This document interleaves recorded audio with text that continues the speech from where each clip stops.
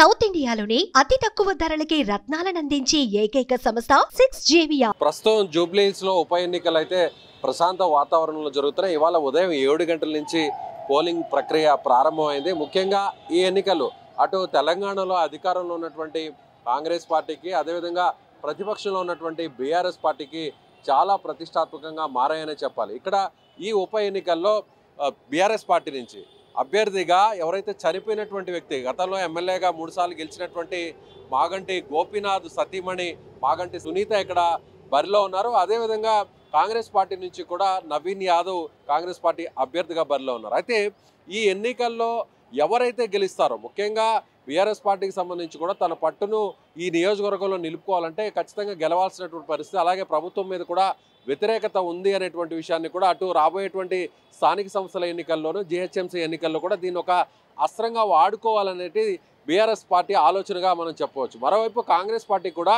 ప్రజల్లో తమకున్నటువంటి ఆదరణకు ఎలాంటి లోటు లేదు, ఖచ్చితంగా ప్రజలు తిరిగి తమ ప్రభుత్వానికి ఒక రెఫరెండం లాంటి ఫలితాన్ని ఈ ఎన్నికల ద్వారా ఇచ్చారు అనేది కూడా ప్రజల్లోకి తీసుకువెళ్లాలనేది అటు అధికార పార్టీ కాంగ్రెస్ పార్టీ చెప్తుంది. ప్రస్తుతం నేను జూబ్లీహిల్స్ నియోజకవర్గంలో ఉన్నటువంటి యూసఫ్గూడ ప్రాంతంలో ఉన్న ప్రభుత్వ పాఠశాలలో ఉన్నాను. ఇక్కడ దాదాపుగా ఒక 8 పోలింగ్ కేంద్రాలు ఈ ప్రాంతంలోనే ఉన్నాయి. సో ఉదయం నుంచి కూడా పోలింగ్ సరళి కొనసాగుతుంది. సో ఒక్కసారిగా ఓటర్లు అయితే మాత్రం అటు పెద్దలు వృద్ధులు అనేటువంటి తేడా లేకుండా మహిళలు పెద్ద సంఖ్యలో కూడా ఇక్కడికి వస్తున్నారు. వచ్చి వారు తమ ఓటు హక్కునైతే కూడా వినియోగించుకుంటున్నారు. ముఖ్యంగా ఈసీ ఎలక్షన్ కమిషన్ అయితే మాత్రం అనేక అవగాహన కార్యక్రమాలు నిర్వహించింది. ఓటింగ్ శాతాన్ని పెంచాలి అనేటువంటి ఉద్దేశంతో అనేక కార్యక్రమాలు కూడా చూస్తుంది. ఇక్కడ ప్రత్యేకంగా కొన్ని ఓటర్ అసిస్టెన్స్ బూతులను కూడా ఏర్పాటు చేయడం జరిగింది. మనం చూడవచ్చు ఇక్కడ దాదాపుగా ఒక 8 నుంచి 9 పోలింగ్ కేంద్రాలు ఉన్నాయి. 256 నుంచి 272 వరకు ఇక్కడ పోలింగ్ కేంద్రాలు ఉన్నాయి. వీటన్నిటి గురించి కూడా ప్రత్యేకంగా అవగాహన కల్పించేటువంటి ప్రయత్నం కూడా చేస్తున్నారు. ఇక్కడ ఓటు హక్కును వినియోగించుకోవడానికి చాలా మంది కూడా వస్తున్నారు. సో చెప్పండి, మీరు ఎక్కడ ఏ ప్రాంతం నుంచి వచ్చారు? నేను ఇక్కడే జూబ్లీహిల్స్ మన మీ ఏరియా ఏ డివిజన్? యూసఫ్గూడ బస్తీ మాది. యూసఫ్గూడ. ఓకే, పోలింగ్ ఎలా నడుస్తుంది? పోలింగ్ ప్రశాంతంగా నడుస్తుంది, ఎటువంటి గొడవలు లేవు, అందరూ ఫ్రెండ్లీగా ఉన్నారు. టీఆర్ఎస్, బీఆర్ఎస్, కాంగ్రెస్, బీజేపీ వాళ్ళు అందరూ సామరస్యంగా ఉన్నారు. ఓటర్లు డిసైడ్ చేస్తారు ఎవరు గెలుస్తారని. మీరు ఎన్నోసారి ఓటు హక్కును వినియోగించారు? నేను ఇది 4వ ఓటు హక్కు వినియోగించుకుంటున్నాను. సో మీతో పాటు మీ ఫ్యామిలీ అందరూ కూడా వచ్చి ఓటు హక్కు? నాతో పాటు మా ఫ్యామిలీ వెనకాల ఉన్నారు, వాళ్ళు వస్తున్నారు. ముందు నేను వచ్చాను. ఇక్కడ అన్ని రకాల ఏర్పాట్లు కూడా చేయడం జరిగింది. ఎలక్షన్ సవ్యంగా జరిగింది. మొబైల్ ఎవరు టెన్షన్ పడకండి, మొబైల్ తీసుకొచ్చుకోండి. ఇక్కడ డిపాజిట్ కౌంటర్ ఉంది, మీరు మంచిగా మీ మొబైల్ డిపాజిట్ చేసుకోవచ్చు మీ బూత్లలో. టెన్షన్ పడద్దు, రండి ఓటేయండి. జూబ్లీహిల్స్ ప్రజలకు అందరికీ నా విన్నపము, అందరు రండి ఓట్లేయండి. మన పోలింగ్ మన ఓటు మన హక్కు. 4 లక్షల మంది ఓటర్లో ఎవరు ఓటు సరిగా వినియోగించుకోవట్లేదు. అందరూ తప్పకుండా వచ్చి మీకు నచ్చిన వారికి ఓటేయండి. ఈ ఎన్నికల్లో తొలిసారిగా ఇంతకుముందు ఓటు హక్కును వినియోగించుకోవాలంటే అందరూ కూడా తమ మొబైల్స్ని లోపలికి తీసుకువెళ్ళి ఓటు హక్కును వినియోగించుకునేవారు. అలా కొంతవరకు కూడా వారి మొబైల్స్లో కొంతమంది అక్కడ ఓటు వేసేదాన్ని కూడా షూట్ చేసి వాటిని కాస్త ఎన్నికల నియమావళికి విరుద్ధంగా వ్యవహరించేవాళ్ళు. సోషల్ మీడియాలో పోస్ట్ చేయడం, ఇలా రకరకాల దుష్ప్రచారాలు చేసేటువంటి పరిస్థితి. వాటన్నిటిని కూడా కట్టడి చేయడానికి ఎలక్షన్ కమిషన్ తొలిసారిగా ఒక ప్రణాళికను తీసుకొచ్చింది.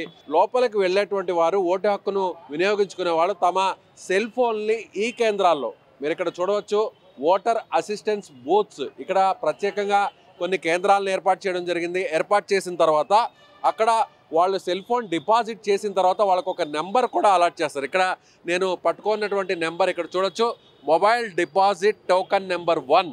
సో దీన్ని తీసుకువెళ్ళి ఓటు హక్కు వేసేవాళ్ళు ఓటు హక్కు వినియోగించుకున్న తర్వాత మళ్ళీ తిరిగి ఈ టోకన్ని అక్కడ సబ్మిట్ చేసిన తర్వాత వాళ్ళ మొబైల్ను తిరిగి హ్యాండ్ ఓవర్ చేస్తారు. సో ఒక రకంగా అనేక రకాల ఏర్పాట్లు కూడా చేస్తున్నటువంటి పరిస్థితి. ఇక్కడ మొబైల్స్ని ఎవరెవరు డిపాజిట్ చేశారో వాటి వివరాలు కూడా ఒకసారి మీకు చూపించే ప్రయత్నం చేస్తాను. ఇక్కడ ఓటర్ అసిస్టెన్స్ బూత్లను ఏర్పాటు చేయడం జరిగింది.